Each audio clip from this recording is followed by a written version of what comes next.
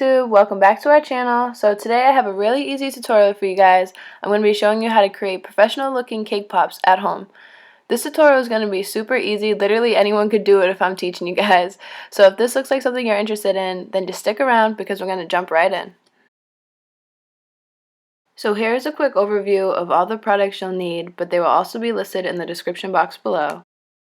Of course, you could just bake your own cake, rip it apart, and roll the balls, but because this is a work smarter, not harder tutorial, we're just going to be using boxes of cake.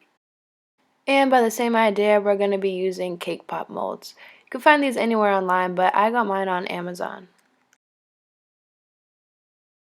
Up next, you're going to be needing some of your favorite baking chocolate.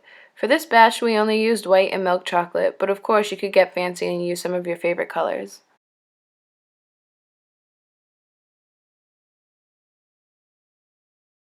And of course, to make cake pops, we're going to need lollipop sticks.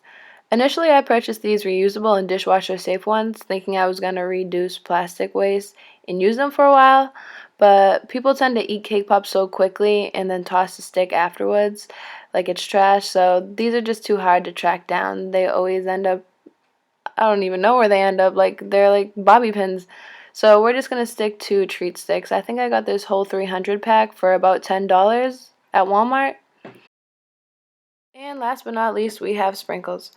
Of course, the more sprinkles you have, the more variations of cake pops you'll be able to decorate. Now, this last product is definitely optional just because there are so many different methods to boiling chocolate, but of course, if you're interested, I will leave the link in the description box below. Finally, we have all ingredients and we're ready to get to it and do it. So we're going to start off by preheating that oven to 350. Our very first step is going to be to mix all of the ingredients, the egg, oil, water, into a bowl and whisk it down. Here's me manually whisking ours down because my girlfriend neglected to tell me that she didn't have an electric whisker. So sometimes you gotta do what you gotta do, break a bowl to get your product properly blended. Damn. Finally. Okay, so we switched over to a pink one just to show you guys on the white background. And I always do this next step over a bowl because it does tend to get extremely messy.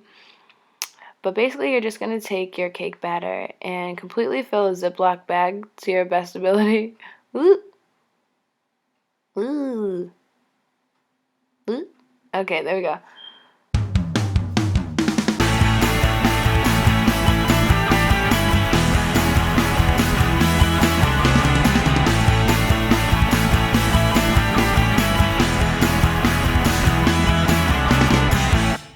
Also, I like to keep things kind of systematic when I'm baking, so I will just go through and do all the different cake batters first to get them all bagged up. After you've pammed or sprayed down your trays, you're going to take some scissors and just cut off a tiny corner of your Ziploc baggie. Now you can use that baggie to evenly distribute the cake batter. So our main goal right now is to make sure that every cake pop mold is completely filled up with batter. This is going to ensure that when we bake them, we're going to get that very pretty round cake pop shape instead of a flat muffin type of shape. Also, don't be scared when they're overflowing that it's too messy or they're connected because you will get a chance to go back and clean them up. Should look like this. Here I'm just making sure that the two trays are connected by pressing the top one into the bottom one. This step is essential, but if you just run your fingers along the border like I am, you should be able to tell. And here's Ailynn being annoying. And they're ready to hit the oven. After about 15 to 18 minutes, they should be ready, so I like to just do the toothpick test or give them a little peek. Finally, when they come out, they should look something like this. As you can tell, they're extremely hot with steam coming off, so I like to let them sit there for 5 to 10 to cool down first. We actually forgot to spray down our first tray, and they still popped out easy. So these trays are really amazing. Even if you don't spray them, you shouldn't have any trouble. But back to what I was saying. If you get something that's like this, do not fret. You can just pop it right out, take a clean pair of scissors, and voila. Perfect edges, girl.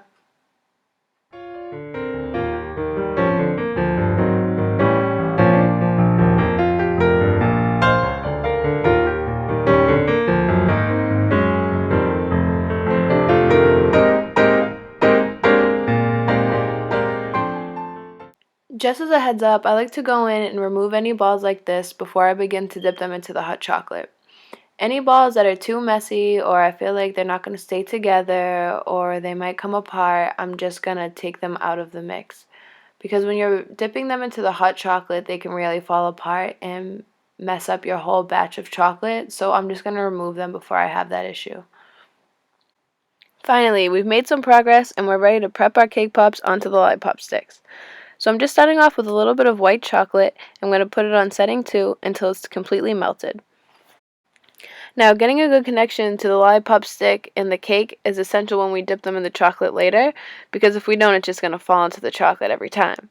So I like to dig out a small hole and then insert the hot chocolate into the cake pop and then rest it upside down.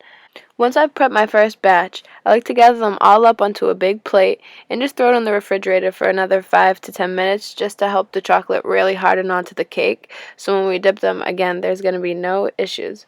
As I mentioned before, this next product here is definitely optional. I know myself, I've made a lot of great batches of cake pops without using any Easy Thin. This is a new product that I recently got turned on to, and once I did, I can't go back. Sprinkling in a few chips is really going to help you get a thin and even coating of chocolate, which is going to help us later on when we decorate, because we're trying to get them as aesthetically pleasing as possible. And finally, we're ready to dip. So I've learned I like to take the top pan out so I'm able to go in at an angle and slowly rotate the chocolate onto the cake pop. This method is definitely going to work better trying to go in from an angle than just directly dunking in. If you just go straight into the chocolate, you're gonna lose your cake pop. Nobody wants that. So always remember to go in from an angle. Once we've completely coated the cake pop, it's time to get our tapping on. We're just going to tap off any remaining excess. This may take a while. Okay, decorating cake pops comes down to timing, timing, and timing. You're going to need to make sure that the chocolate has cooled down enough so that the sprinkles won't disintegrate. But you also got to make sure that it hasn't cooled down too much, because then it will harden and the sprinkles won't be able to attach. I personally like to do about 5 or 6 and let them dry in order. And starting with the one that has been drying the longest, I will begin decorating it in that order. And that method seems to be working for me. When decorating my pops, I am constantly switching up my flavors, styles, and designs. Cake pops are such a great and easy way to learn to be creative while making a sweet treat. So if you guys have liked this video or learned something useful, please leave a thumbs up and subscribe. We're a new channel, we plan on making a lot more videos, and we are always looking for requests. So please leave a comment down below. We'll see you guys next time. Thanks so much for watching.